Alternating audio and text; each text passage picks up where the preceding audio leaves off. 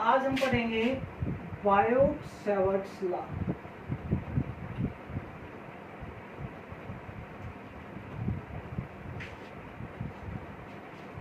पिछली बार मैंने आपको पढ़ाया था कि भाई किसी भी करंट कैरिंग कंडक्टर के अंदर आप मैग्नेटिक कंपास को लेके जाओगे तो वहां पर आपको मैग्नेटिक इफेक्ट महसूस होगा और उस एरिया, उस रीजन को हम बोलते हैं मैग्नेटिक।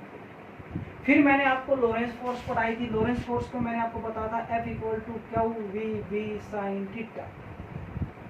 ठीक है, यहां से मैंने B की वैल्यू आपको निकलवानी बताई थी, F equal to Q by F by Q V sine theta. और उसके बाद मैंने आपको बताया था कि एस साइन यूनिट क्या होगी, टेस्ला होगी।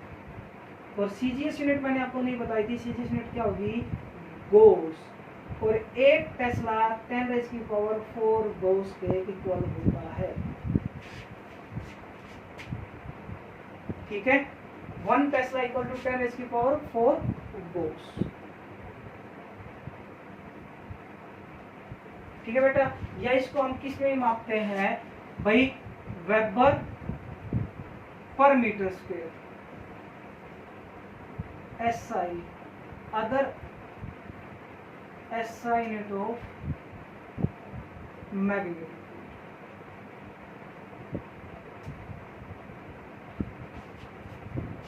तो चलिए शुरू करते हैं Biot Savart law.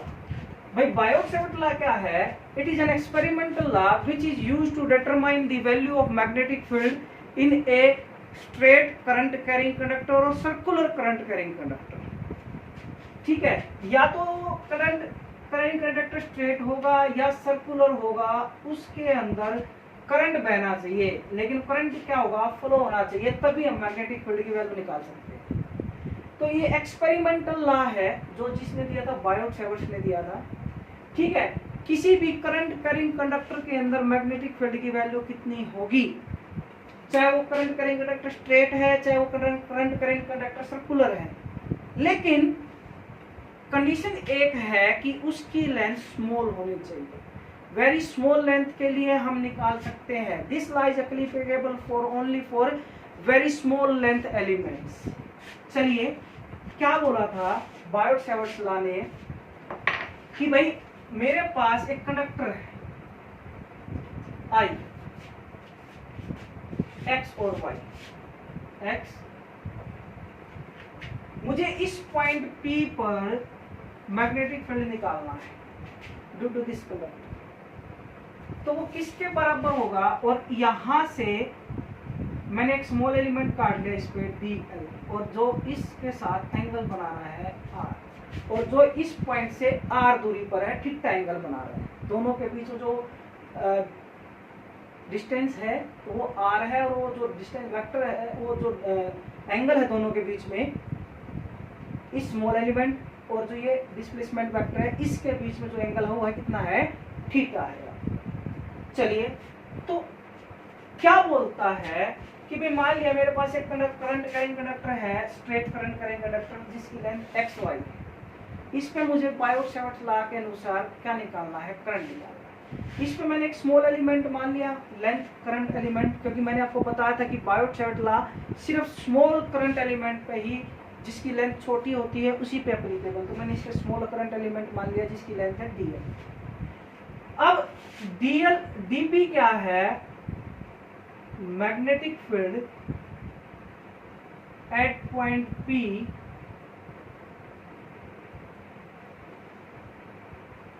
Due to small element DL carrying current.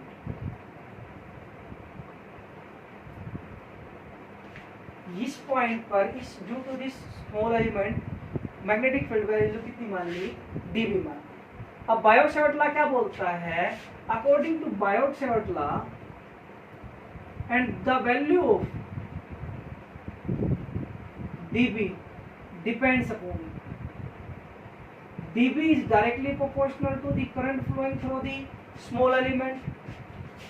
DB is directly proportional to the length of the conductor, small element. dB is directly proportional to the sine of the angle between the small element and the point यानी कि displacement vector का जो angle है उसका sine theta, and D P is inversely proportional to the square of the distance between the point and the small element. इन चारों चीजों को आप कंबाइन कर लो तो डीपी किसके डायरेक्टली प्रोपोर्शनल आया, I D L sine theta by R square. अब इसको हटाओगे तो एक कांस्टेंट लगाओगे K, I D L sine theta by R square, और के की वैल्यू कितनी होगी, म्यू नॉट अपॉन में 4 पाई, और न्यूमेरिकल वैल्यू कितनी होती है 10 रेज़ की पावर -7, 10 रेज़ की पावर -7। यूनिट में आपको बाद में बताऊंगा, अब इसको इतना लिख लो, ठीक है। चलो न्यूमेरिकल हम लोग करेंगे तो इसकी वैल्यू हम आपको बता देंगे।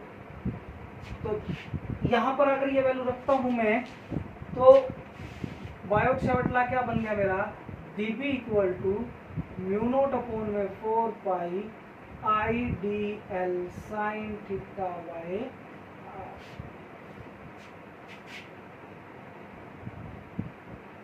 इसी को अगर मैं वेक्टर फॉर्म में लिखूंगा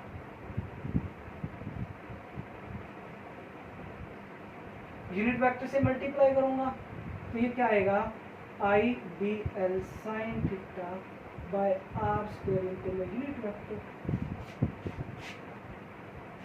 और मैं इसको अगर मैं इसको और वो करूंगा ज्यादा ब्रीफ में लिखूंगा तो म्यू नॉट अपॉन में 4 pi I D L R sine theta by R square. और ज्यादा ब्रीफ में अगर आप इसको लिखना चाहते हो तो क्या लिखोगे, dP is equal to mu not upon में 4 pi I D L cross R में, ये आपका ज्यादा ब्रीफ में रख। तो ये आपका क्या था बेटा, Biot-Savart law. Mu not upon में 4 पाई की वैल्यू मैंने आपको बताया एसआई में 10 रेज़ की पावर -7 और सीजीएस में 1 होगी। म्यू नॉट अपॉन में 4 पाई की एसआई होगी 10 रेज़ की पावर -7 एसआई में, और सीजीएस में क्या होगी, म्यू नॉट अपॉन में 4 पाई की वैल्यू कितनी होगी